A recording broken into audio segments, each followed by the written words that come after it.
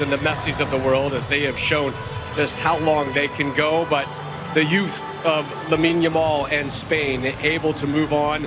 They go to Los Angeles Friday. They will take on the winner of our next game, Belgium and the United States. The camera's finding Ronaldo. This was his 27th World Cup match.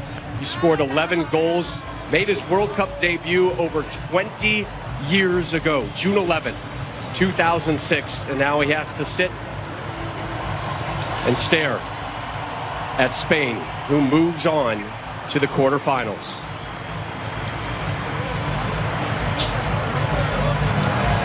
Lex, Spain saved it for late, but got the result that I think most will say is probably deserved. Yeah, I think when you look at these two teams, I do think that at times they were evenly matched. You know, this was not Mexico-England. This kind of was a fizzle of a game and a fizzling ending for that man there, but he is a legend regardless of what happened here. There will always be talk about was it right to bring him? Was it right to start him? Was it right to play him?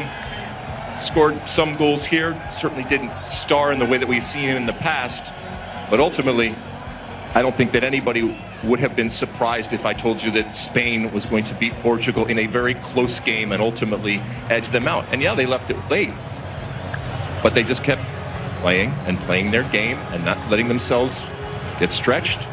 And then substitutions, as we heard, are important. They can change and fundamentally change the game. Surprised he stayed on the field to close it out? Not really. I think the bed was made by Roberto Martinez and this Portugal team. I think this game was always going to be a chess match. The fact that Spain hasn't conceded a goal yet in this tournament, how lucky were we to get, you know, what we saw in the UEFA Nation League final as a round of 16 game. Sorry for Cristiano Ronaldo to go out of the tournament for what he's given to us on the international and club level. I don't know what his future holds, but it's been a joy to watch him play. And shout out to De La Fuente, the coach of Spain. He made all the right decisions. His subs came on and made the difference. Torres, Bani Marino with a great finish, and on the day, Spain with a better side. And look, you know, you see Ronaldo here, obviously very emotional. Probably most likely his last World Cup. I think what's disappointing, you know, for me and probably a lot of others is, you know, we talked about this Portuguese side coming into the World Cup that could potentially contend for this World Cup and win this World Cup, and their midfield being one of the best midfields of the World Cup, and Bruno Fernandes just not really having a pulse and a key cog within this team. And there's something off about this Portuguese side. They just haven't been able to figure it out. You know, a lot of us have talked in studio. You hear Thierry and Clarence talking about, you know, not getting the service into Ronaldo. So there's definitely something, a vibe that just hasn't been clicking with this Portuguese side. And Spain, you know, to their credit, haven't been unbelievably amazing, but found a way to get it done. I don't think we ultimately saw the best of this Portugal team. And again, it was of their own creation. And, you know, you saw pictures of Cristiano Ronaldo. Obviously, he's emotional with what he has been through and done as a player, certainly for this country. And who knows, but it looks like he's not going to get that final piece in the hardware of a World Cup. But, you know, this is oftentimes an anti-hero, especially in the inevitable compare and contrast with Messi. But that man right there, he bleeds for this country, and he has worked obviously incredibly hard to be given these opportunities, and he has cachet, which is evidenced by his appearance and his continual appearance, even when people are criticizing him and the coach. But this is not all on that man right there by any stretch of the imagination. Yeah, I think Cristiano walks out of this tournament chest held high. I mean, he scored 3 goals. He did what he could to try to help his team. Like I said, it's been a pleasure to watch him play, and if it's his last time representing Portugal, I've really enjoyed that. I also want to give a shout out to Costa, the goalkeeper of Portugal. I thought he was amazing today. Did everything he could to keep his team in the game, and ultimately Spain with a better side. So we now have our 5th of 8 quarterfinalists. Spain goes through. They head to LA Friday. They will meet the winner of our next match today here on Fox, the United States, taking on Belgium. 90+1, the sub, Mikel Merino with his 11th international goal. First on the World Cup stage, the Arsenal man, the game winner for Spain as they advance and move on to the round of 8. Reaction in Madrid. Spain off to the quarterfinals. For the first time since 2010, it was also the only time they ever lifted a World Cup title. So welcome to Seattle. They found us again.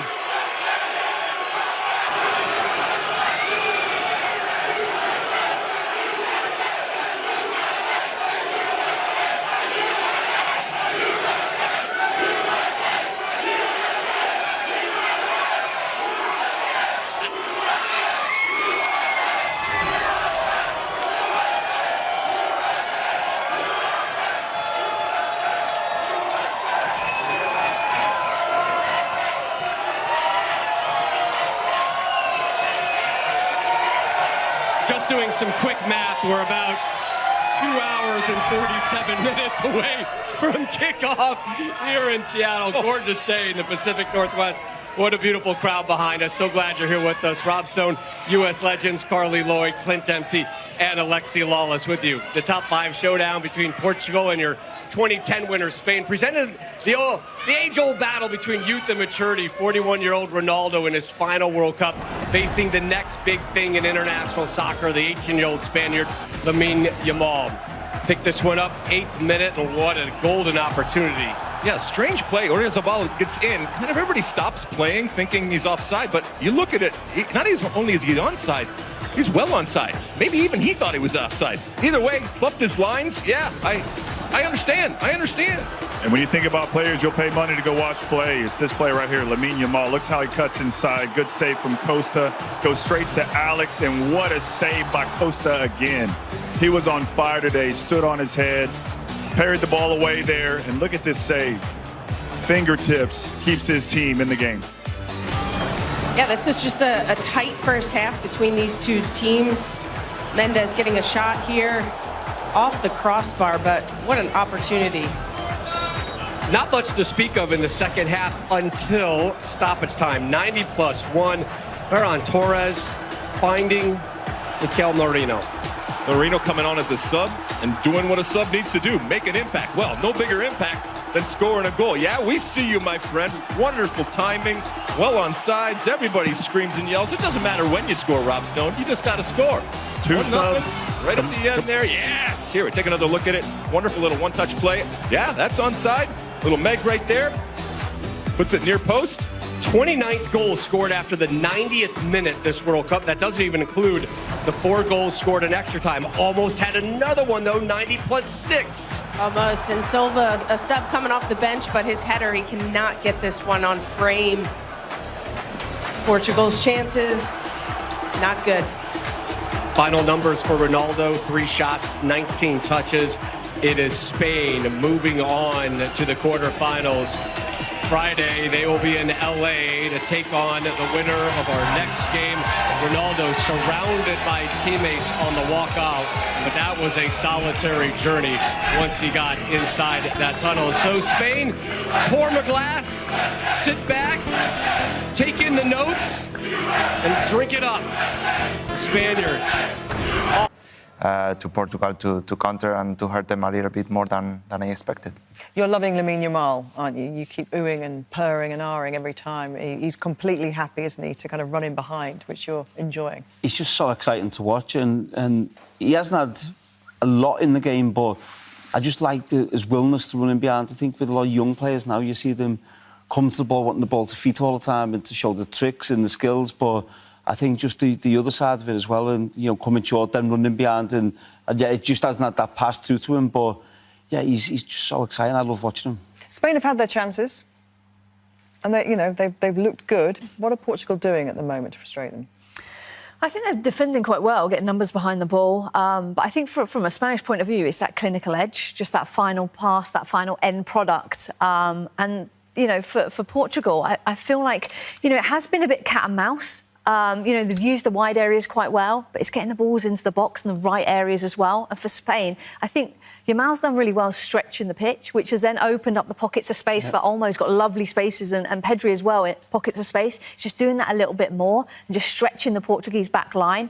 They want to be on the ball. They want to be moving the ball, which they've done against Croatia. I thought they'd have more tempo, more intensity, and I think maybe second half that's what we'll see. And is some of that, as you just alluded to there, Cesar, what Ellen said about the kind of cat and mouse with the full-backs from Portugal? Yeah, I think Portugal, if they want to have a chance to stretch Spain and to offer something different. Here we can see the example that Mendes plays straight to Cancelo.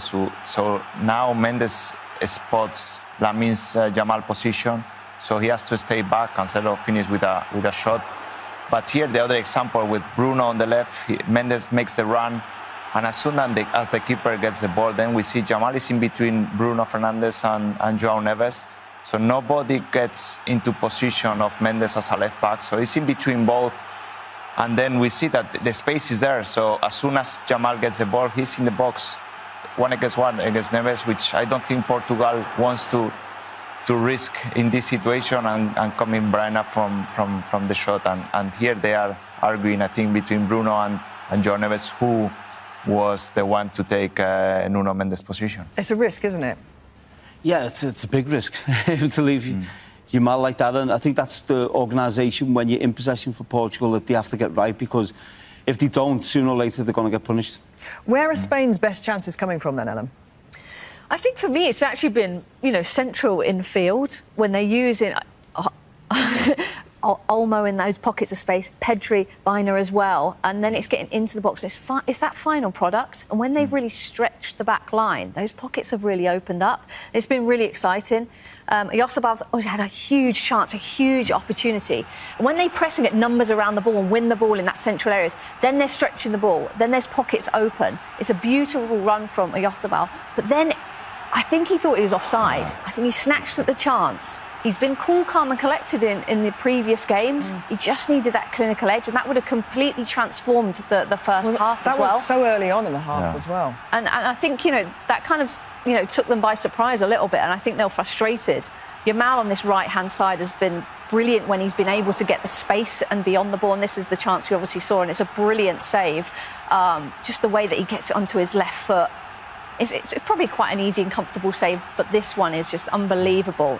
Probably didn't get quite enough height on it, but it's a lovely save. But when they've had those opportunities, it's just that final product, that final end product. And this one from Olmo, it's a lovely run. He's just holding his position, and then Pedri, we see here, what a ball. And it's just that final, can you just really kind of commit to that chance? Can you really throw yourself at the ball? But yeah, you see he's got beautiful space here, Pedri, and then you've got numbers in the box, Oyarzabal, and then also Olmo he just couldn't quite get that contact. But the chances are there, and I think they're creating them. It's just that final bit. Of course, we've all been on a little bit of Ronaldo watch and working out where he could be most effective. I'll give you his numbers. No chances created, no dribbles, 2 shots on targets, but just 12 touches. And actually, we were going to have a look, and we will do that in a second, at the great Simon moment, a save, a rather dramatic but very good save. But actually, you asked to pull it back a little bit because you've seen where Portugal perhaps could get Ronaldo in a bit more. Yeah, I don't think we'd expect him to have, 100 touches a game. We know what his game is. His game has been in the box. But if you look at him here, if you're playing Cristiano Ronaldo, you have to use him. And still, one of his big strengths is heading the ball and being in the box and being in the middle of the goal. And here, I think the ball could have went into the box there, where he's 1v1. It could go into the box here from Bruno. But they refused to put it in. So I think if you're playing him, you have to use him, because this is still a big threat. This and set pieces is still he's still a massive threat for Portugal. The ball comes in the box, and now this is just instinctive. He does really well to get the connection and get the ball going back towards the goal. So he's unlucky here. But I just think for Portugal, if Ronaldo's playing, you have to play to his strength, and his strength is not giving him the ball 30 yards from goal anymore. It's getting it into the penalty area where he can still be effective, and I think they can do it a little bit earlier, which will give him a better chance of scoring. I can just hear Joe Hart saying Hollywood save, because it looks so incredible, doesn't it? And that extends his World Cup run of not conceding to 564 minutes. Amazing. hopefully it keeps going. Yeah, well, Yeah, he'll be hoping so, but became very close there, didn't he, to actually concede. Yeah. Both goalkeepers actually have had their moments. Yeah, they had their moments, and just adding to Wayne's point about Cristiano and the crosses, I think it will help him if they have more bodies in the box. Yeah.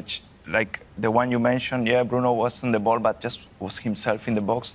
And as soon as Joao Felix came a bit to occupy the second post, then I think he has more chances. So, but I think that comes from Portugal imposing themselves a little bit more and having more possession in Spain's half, more control of the game. If they do that, it allows players to get a little bit close to him, and then the runs into the penalty box are not as big. At the minute, with Spain having a bit more possession, Portugal are trying to get there a bit in a rush, and then the run for the midfield players or the wide players to get in the box and support him is a little bit longer, so it makes it a little bit more difficult. Mendes arguably with their best chance. Yeah, and I think it was, a brilliant chance for them, and I think, it was a brilliant corner, a great kind of inventive one, obviously from the training pitch, and he's got an unbelievable strike on it. He's already done about 2 or 3 crossfield passes to Cancelo, but it's a slight, obviously, deflection, but it's a wonderful strike, and I'm sure that crossbar's probably still rattling now, to be honest. But yeah, they are creating, and I think those wide areas are really important for them. And obviously, they could make change in the second. Leao was brilliant in the previous game, and it's something different. And he loves to cross the ball. He done a wonderful cross for Ramos's goal. So maybe something different to mix it up in the second half as well. OK, time now then to remind you of all the content available across the BBC. Well, there was extraordinary news yesterday when Folarin Balogun's suspension for his red card against Bosnia was suspended, meaning he's available for tonight's match. The forward was sent off against Bosnia-Herzegovina after a VAR review, and with no appeal process in place, looked certain to miss the last 16 clash with Belgium. However, FIFA confirmed on Sunday that his ban had been suspended. Speaking to the media on Monday, US President Donald Trump confirmed he asked FIFA President Gianni Infantino to review Balogun's ban. Trump said he believed football's world governing body made the right decision. The Belgium FA issued a statement on Sunday saying they were astonished that Balogun had been cleared to play. They appealed the decision, but it was subsequently dismissed, meaning the 23-year-old is set to feature in Seattle in the early hours of tomorrow morning. We're going to reflect more on that and on England's victory over Mexico a little bit later. But England's opponents in the quarter-final on Saturday